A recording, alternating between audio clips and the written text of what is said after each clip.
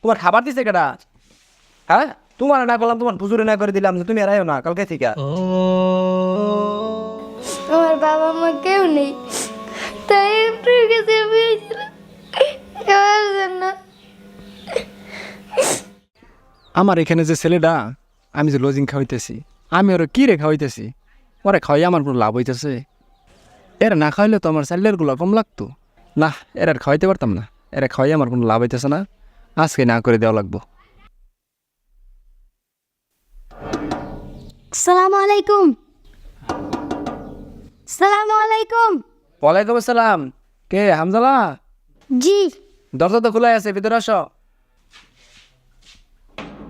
আসো, বসো এখানে। ভাত তো বাড়াই আছে, খাও।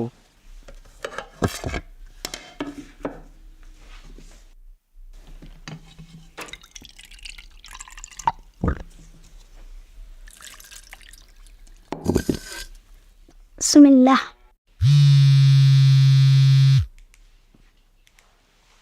হ্যাঁ, ওয়ালাইকুম আসসালাম।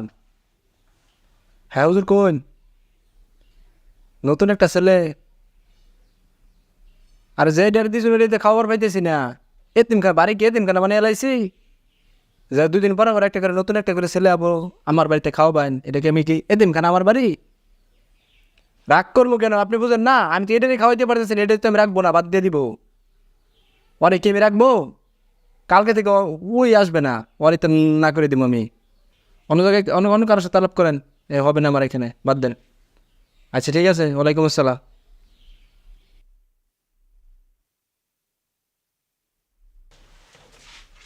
আসসালামু আলাইকুম। ওরা তোমার হুজুরে কইও তোমার আর খাবার পাইতাম না, কালকে থেকে আর আইও না তুমি, ঠিক আছে? তোমার হুজুরে বাবা নতুন লজিং বাড়ি খুঁজবার, 1 বছর ধরে আমি তোমার হুদয় খাওয়াইতেছি, তোমার খাবার লাভ আছে? না করে দিলাম, কালকে তার আইও না, মন থাকবো? ঠিক আছে, যাও।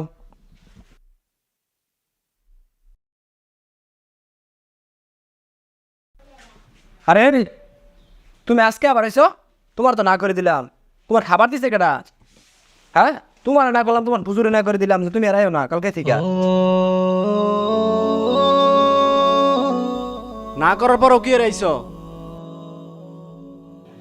হুজুরে তো একদিন লজিং বাড়ি পাই নাই, তার লেগে আমি আইসি আপনার বাড়িতে খাইতে। হুজুরে বলছে যাও, কোনো সমস্যা হবে না। অনেকেরই তো বাবা মা আছে, তারা বাড়িতে যেয়ে খাইতে পারে, কিন্তু আমি তো বাড়িতে যেয়ে খাইতে পারি না। আমার বাবা মা কেউ নেই, তাই আপনার কাছে আমি এসেছিলাম খাওয়ার জন্য। তাহলে আজকে খেয়ে যাও, আর কালকে থেকে আইসো না। তোমার হুজুরে বলবা অন্য ব্যবস্থা করতে।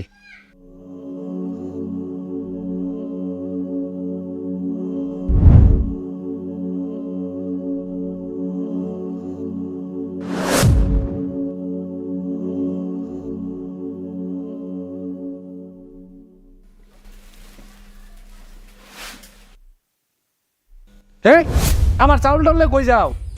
হ্যাঁ,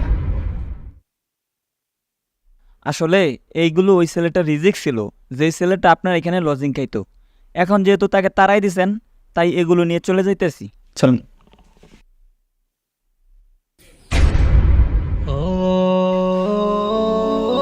আমি এটা কি স্বপ্ন দেখলাম? সত্যি তো, আমি তো কোনোদিন না খেয়ে থাকিনি। আমি শুধু শুধু রিজিকের টেনশন করছি। ও যখন ছিল আল্লাহ তাআলা তোমার রিজিক বাড়িয়ে দিয়েছিল, কোনোদিন তো না খেয়েছিলাম না। যেভাবে হোক ওকে আবার নিয়ে আসতে হবে।